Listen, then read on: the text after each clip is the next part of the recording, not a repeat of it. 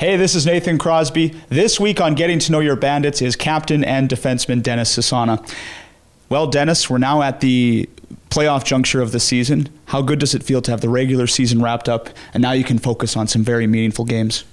Yeah, definitely feels good. I mean, towards the end of the season, it was kind of dragging on a bit. We played a lot of games that didn't mean much to us as a team, but so it's finally good to play meaningful playoff games, and the atmosphere is definitely hyped up in the locker room, so pretty excited.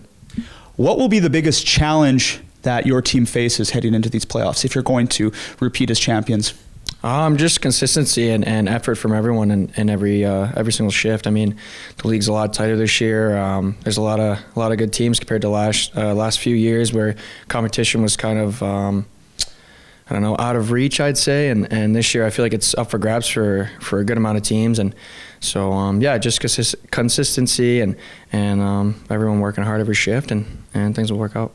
Yeah, it's a different Bandit team than last year's team that, you know, rolled their way through the playoffs. It seems like the South Division is much better this year. But what does it say about the Bandits that you have all these new faces this year and you still had a 45-win season and finished with the third best record in the league? No, it says a lot about Paps and Scotty. I mean, they work hard every day to make our team better and improve every day in practice and stuff. So I feel like no matter who's in the lineup, they always put out a good plan for us. And as long as we work hard and stick to the systems, things seem to work out. So. You were also the team's leading scorer and named top defenseman on the team at the year-end awards ceremony. What would you say in your second year with the team has been the biggest thing that you've improved on this year? Honestly, just my overall confidence and composure with the puck. I feel like last year, playing with a guy like Cale Makar, you kind of always wanted to give him the puck and let him do things. And this year I felt a lot more comfortable with the puck on my stick and making maybe a little more dangerous decisions with the puck at times. And it seemed to work out for me, and just kind of happy with how it went. Speaking of Makar, you broke his record for assists in a season by a defenseman, and you also tied his record for points in a season by a defenseman. When you started the beginning of this season, did you think that would be possible?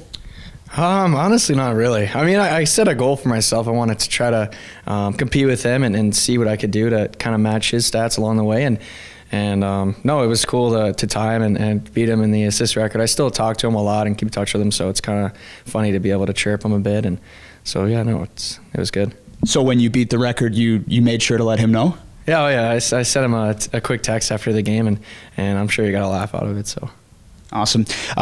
Speaking of another awesome moment, on December 16th, we had Parents Weekend here at the CRA, and your grandparents were here, and they did the ceremonial face-off. What was that moment like for you, and was it a surprise?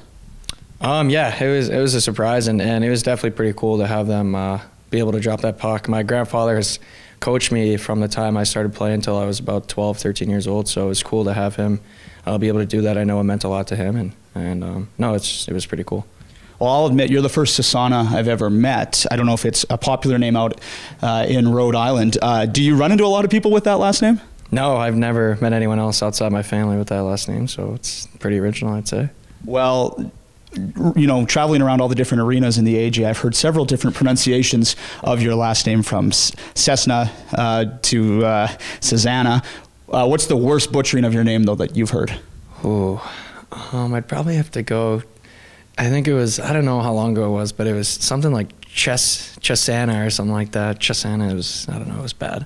Yeah, I don't know where that H comes from, but that's really funny. You hail from Rhode Island, and for those of us, including myself, that have never been to Rhode Island, what's it like? It's nice. It's got a little city. I'm from Providence, and it's not one of the bigger cities on the East Coast, but it competes. It's up there, and no, it seems like everyone seems to know everyone at home, and pretty tight-knit communities and whatnot. And I love being close to the beaches and stuff. Its nickname is the Ocean State, so you can drive pretty much anywhere and see the ocean. So it's pretty cool. It's a small state, but it's pretty neat. And it's not an island, correct? It's called Rhode Island, but it's not an island. What's up with that? Honestly, I'm not sure. It's actually got the longest name out of all the 50 states, Rhode Island and the Providence Plantations. So, or the state of Rhode Island and the Providence Plantations. Don't quote me on that, but so yeah, I honestly couldn't tell you why it's Rhode Island, but yeah. I'm learning so much about Rhode Island from you. This has been very productive. Also, you're going to Michigan State. Yep. What does that mean to you to go be joining the Spartans and play for such a prestigious sports renowned school? Yeah, no, it's definitely pretty cool to have that opportunity. I never really thought of myself going there. Honestly, when I first started looking for schools, I just wanted to stay out east, and that was kind of my goal in my head. And then after RBC, Michigan State got in touch with me, and I ended up going on a visit and just kind of fell in love with it. And yeah, I can't wait to be there and make things happen. So. Well, to wrap things up, we're going to play a little game.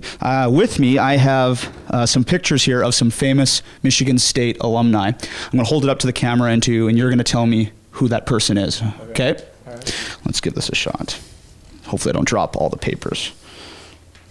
Some of them are hockey players and some of them are not. Okay. Ooh. Brendamore? Rod Brendamore? Yeah, Rod Brendamore. Yeah. You got it. That's 1 for 1. Okay.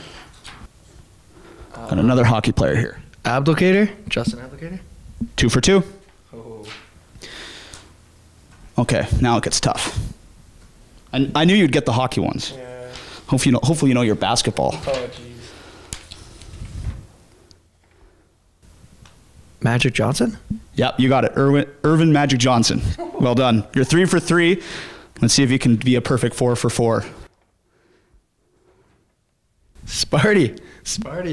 That is Sparty, the Michigan State Spartans mascot. Well done, 4 for 4. You are now ready to go to Michigan State. Oh, yeah. Congratulations. Denny, thanks for your time today, and good luck for the rest of the playoffs. We wish you all the best. Thank you very much. Appreciate it. That is the captain and defenseman of the Brooks Bandits, Dennis Cesana, joining us on Getting to Know Your Bandits. I'm Nathan Crosby.